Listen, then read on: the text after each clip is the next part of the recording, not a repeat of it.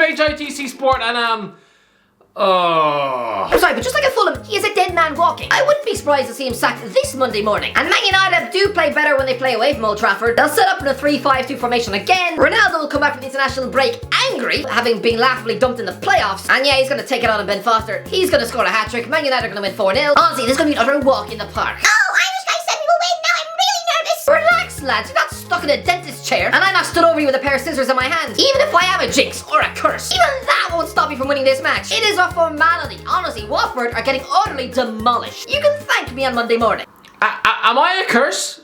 Am I? Are we looking at a human witch? Honestly, every football team who I give a backing to, they just instantly wither and die like a dead houseplant. Honestly, even I'm getting a bit scared by this. I comfortably back Manchester United to score 4 against Watford, and yeah, it's Watford who score 4 against them. Something this club has never done before in the history of sport. When Jose Mourinho's side's Man United team lose 3-1 at Watford in September 2016, the media reacted as if he just punched the Queen in the nose. Losing to Watford, such an unforgivable sin. Jose should be forced to watch his family burned at the stake. Honestly, from the reaction, you'd swear Jose had just allowed Elton John to defecate in his lunchbox. Well, lads, the guy who replaced Jose has now lost to Watford twice. I'm sorry, this wasn't an outlandish prediction, I'm sorry. Don't tell me that I have cottage pie for brains, because I thought that Manchester United would actually travel to Vicarage Road and win. This was the battle of two teams who've been slapped 5-0 at home by Liverpool. And yeah, Man United were the ones who continue to shove their dignity down a blocked toilet bowl. You've just watched your defence terrorised by Josh King. You know, the Norwegian Odion Gallo. Somebody you dumped in 2013. You know, to concentrate on giving Danny Welbeck a go up front. And yet, here he is, chewing through an £85 million defender as if he's a human Easter egg. This Watford team had Ben Foster in goal, Craig Cathcart at the back, Tom Cleverley in the field, and Josh King up front. That is a spine of Manchester United rejects. Players who Solskjær had in the youth teams at Old Trafford a good 10 years ago. Players who this proud club had already concluded were just talking and walking chicken nuggets. Sure, Jurgen Klopp lost to Watford 2 years ago, but he clearly learned from that and adopted his tactics. He threw Dejan Lovren into a cement mixer before then overseeing a 5-0 win on his return to Vicarage Road. But Ollie,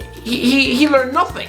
Nothing. Again, you've helplessly watched your defence turn inside and out by Ismail Assar. From that wretched winter 2019 loss at Watford, 7 of the Man United players who started that horrific match, all started again yesterday. He has learned nothing. This is just embarrassing. We're at a point where the manager of Manchester United is having to apologise in interviews for smiling. The manager of Manchester United should be an iconic, fearless warrior of a man who can dominate the press, but here, Jeff Shreve's asking Ollie about whether he might lose his job, and he looks on the verge of tears, you know, as if his wife has just come to him with divorce papers. Can you imagine asking that question to Sir Alex Ferguson or Jose Mourinho? They would probably be close to punching the cameraman in the face. It doesn't even need a world-class coach to do that, to have that aura. Price above Roy Keane was a pretty wet pudding tactician, but he was asked a similar question while boss at Ipswich Town, and his glare could have turned the journal into stone. But Ollie, a trembling lip and tears in his eyes, as if he's been scolded for turning up late to school.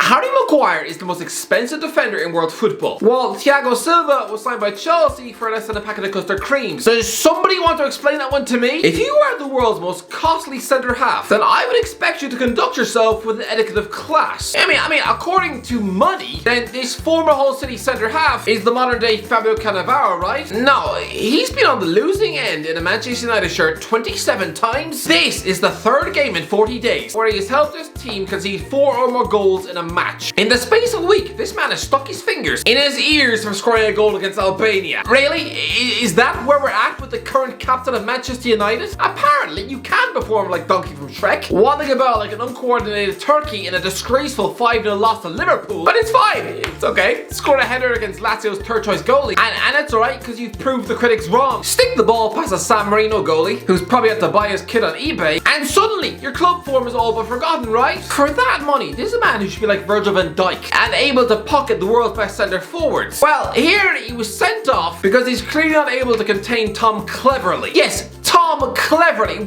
What? This isn't funny anymore. Solskjær, I want to feel sorry for you because you've lost your job and it's sad, but you've been tactfully annihilated by a 70-year-old man who once lost to the Faroe Islands. This is ridiculous. I'm back in August, this fixture would have been pinpointed as nothing more than a chance for Ben Foster to nick a jersey from his old mate. It was never in the script that Ben Foster would register an assist in a 4-1 win over a 5-time Ballon d'Or winner. Solskjær is getting sacked and he deserves it. This is beyond horrific. This is Manchester United and he's got a world-class squad 7th in the league. You sack Jose Mourinho for this, for a run of 4 points from the last available 21. That is relegation form. Relegation form with Ronaldo in the team. That's actually impressive. People say that Ole developed the best Man United team since the Fergie days. I'm sorry, what? No. He's been in the job 3 years and officially this utter rotten pineapple of a team is the worst Manchester United side I have ever witnessed. Liverpool 4, Arsenal 0. Sorry, but Liverpool are bouncing back from that West Ham horror show to utterly chew Arsenal to shreds. And yeah, 4-0 Liverpool win. Well, look at that. I predict Manchester United to win a game of football 4-0 and I wind up looking like I've got the ball knowledge of a sock puppet.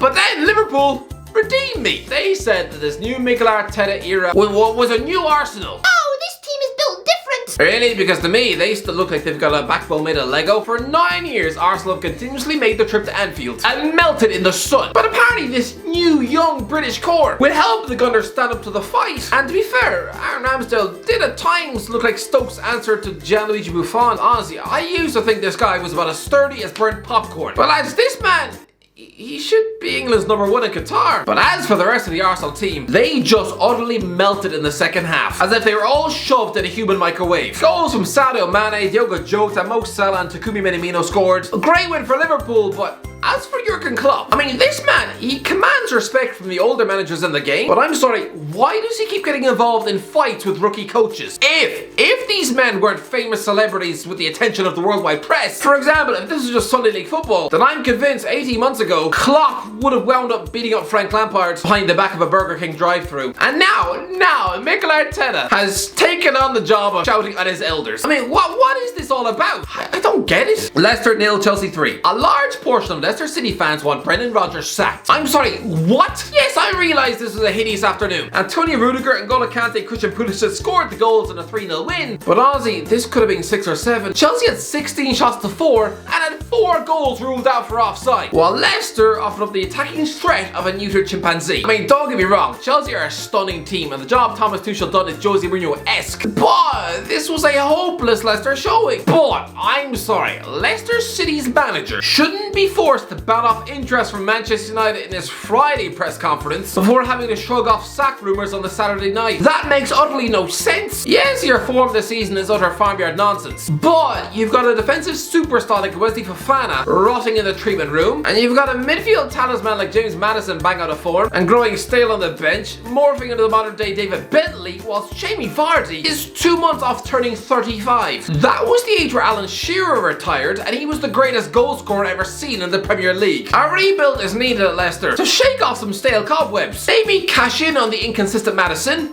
flog him to a gullible team like Arsenal for a cup price £25 million. Market him as the English Mesut Ozil, they'll fall for that one. And maybe it's time to start phasing out Vardy and placing a bit of trust in Patson Daka. There are things that Rodgers needs to change, but the sack? Are we forgetting before he took charge, under the likes of Klopp, you were a nothing, stale, mid-table club who'd allowed the likes of Roy Hodgson to coach his Palace team to score 12 times past Kasper Schmeichel in just 3 games. Less than 2 years before Rodgers took charge, you were conceding 6 at home to Tottenham. I'm sorry, that is Ole Gunnar Solksjaer levels of incompetence. If Rodgers is ungratefully dumped like a sandwich filled with poo, then the favourite for the job is Frank Lampard. Replacing an FA Cup winning legend of your club with a former Derby County coach. Excuse me when I get sick of my shoes. Burnley 3, Crystal Palace 3. 3, Crystal Palace I'm sorry, looking at this scoreline, it's a bit like staring directly at the sun. I almost feel like my eyeballs are going to melt into gooey ice cream because these results, they don't happen to Burnley Football Club. Burnley fans have not seen a 3-3 draw in nearly 7 years. When they drew 3-3 at Newcastle United in January 2015, that was the last time. An exciting, entertaining goal fest. But for Burnley fans, that is a once-in-a-decade type occasion. The last time Turf Moor saw a 3-3 draw was when Charlie Austin scored a hat-trick against Sheffield Wednesday in October 2012. These results do not happen to Sean Dyche. I mean, the man must not have known how to react. Is he happy? Is he sad?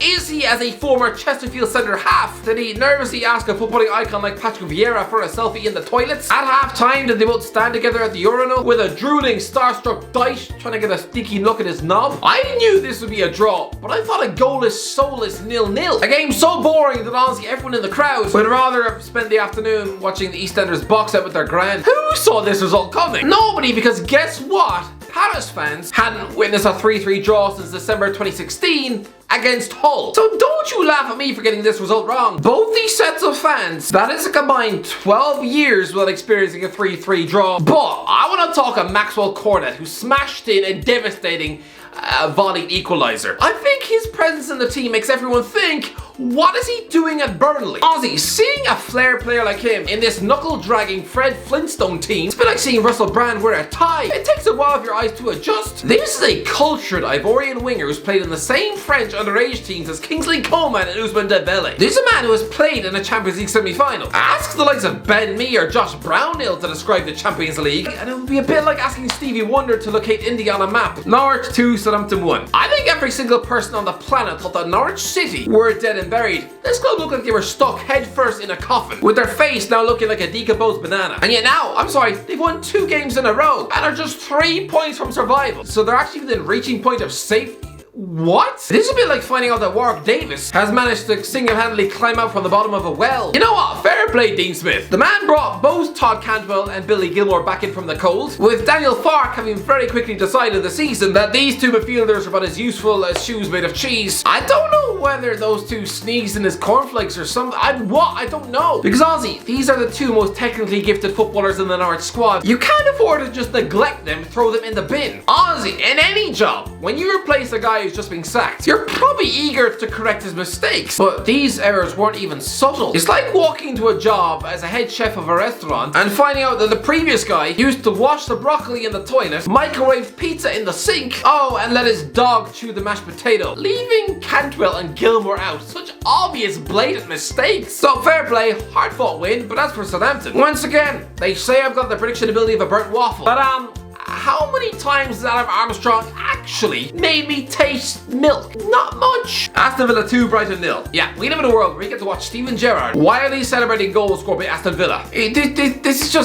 just weird. Gerrard celebrating Villa goals. It's a bit like seeing your geography teacher out on a date to Burger King with your mum. I mean, to be fair, this is a hard-fought Villa win with Ollie Watkins and Tyrone Mings scoring in the last 10 minutes to steal the win. But I'm sorry, forget Stevie G. How is Graham Potter not under more pressure? How are you sitting in the top half? I hate to speak about false positions, but lads, come on, this club haven't won any of the last 7 league games. I'm sorry, but Brighton are in a relegation scrap. They just don't know it yet. You haven't won a match since mid-September. Now, people are sticking up Christmas trees, and you still haven't won another game. Don't you tell me this wasn't a winnable match. Villa just lost their last 5 games, and you're coming up against a man who's never coached in English football before. I know you were forced to stick a chicken nugget goalie like Jason Steele in nets, but still, Wolves 1, West Ham 0. Sorry lads, I'm gonna go for a 3-0 Hammers win. They're gonna blow Wolves out of the water. Sorry, West Ham. Newcastle 3, Brentford 3. This is a result which does neither team any favours. You have to feel bad for Newcastle. Eddie Howe comes in, the managerial saviour, and he spent the game sitting at home in bed. They just can't catch a break. What a big bowl of defensive scrambled egg. Anyway, that's it. Let me know. What do you think? Alright, let me know. Did Solskjær deserve to get sacked? Let me know in the comment section. If you enjoyed the video, don't forget to subscribe. As always, I'll talk to you in a while.